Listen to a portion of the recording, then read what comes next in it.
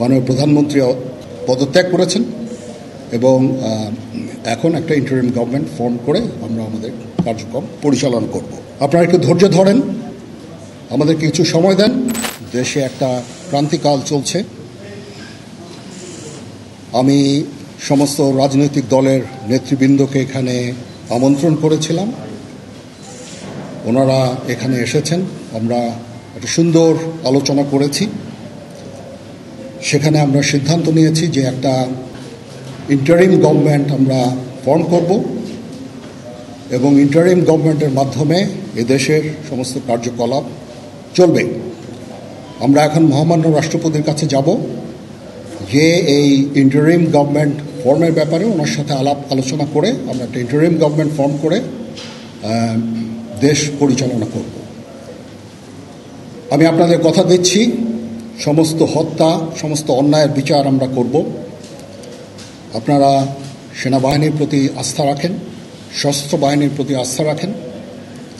আমি সমস্ত দায়িত্ব নিচ্ছি, আপনাদের জানমাল, এবং আপনাদেরকে আমি কথা দিচ্ছি যে আপনারা আশাহত হবেন না। ইনশাল্লাহ আপনাদের যত দাবি আছে সেই দাবিগুলো আমরা পূরণ করব এবং দেশে একটা শান্তি শৃঙ্খলা ফিরিয়ে নিয়ে আসব। আপনারা আমার সাথে সহযোগিতা করেন। দয়া করে আর এই ভাঙচুর, হত্যা, মারামারি, সংঘর্ষ এগুলো থেকে বিরত হন। আমি নিশ্চিত যে আপনারা যদি আমার কথা মতো চলেন, আমাদের সাথে যদি একসাথে যদি কাজ করি আমরা, নিঃসন্দেহে আমরা একটা সুন্দর পরিণতির দিকে আমরা অগ্রসর হতে পারব। আপনারা দয়া করে আমাকে সাহায্য করেন। মারামারি করে এই সংঘাতের মাধ্যমে আমরা আর কিছু অ্যাচিভ করতে পারবো না, আর কিছু আমরা পাবো না।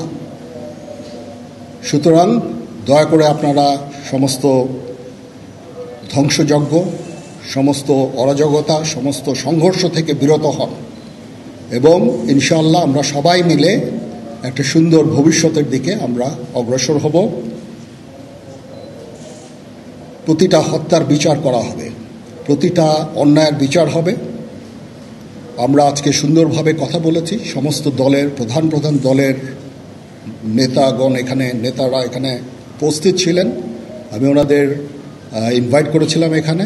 ওনারা ভেরি নাইস অফ দেম যে ওনারা এসেছেন, অ্যান্ড আমরা একটা সুন্দর আলোচনা করেছি এবং এই আলোচনাটা ফলপ্রসূ হবে বলে আমি মনে করছি এবং আমরা একটা সুন্দর একটা ইন্টারিম গভর্নমেন্ট ফর্ম করে আমরা দেশ পরিচালনা করব। মাননীয় প্রধানমন্ত্রী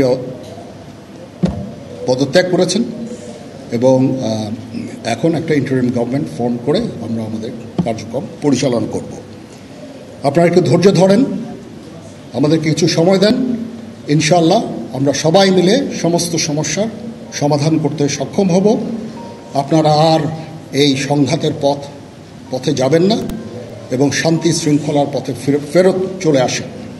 আমাদের দেশের অনেক ক্ষতি হচ্ছে, অর্থ সম্পদের ক্ষতি হচ্ছে, জানের লোকজন মারা যাচ্ছে।